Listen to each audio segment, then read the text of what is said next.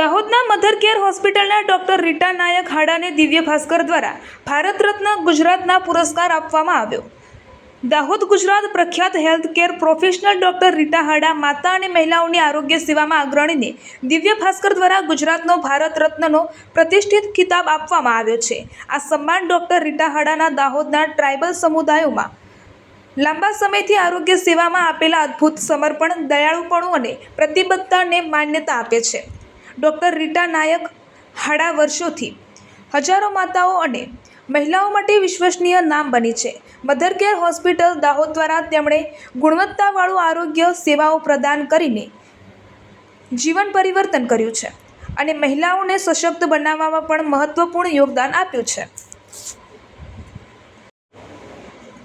આ પુરસ્કાર ડોક્ટર રીટા નાયક રીટા હાડાના પ્રયાસો અને દાહોદના પરિવારોને તેમના જીવનમાં લાવેલા બદલાવ માટે માન્યતા છે।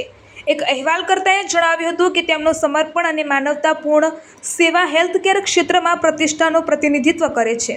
આ સન્માન સાથે ડોક્ટર રીટા નાયક હાડા ગુજરાત અને આગળના હેલ્થકેર પ્રોફેશનલ માટે પ્રેરણારૂપ બની છે।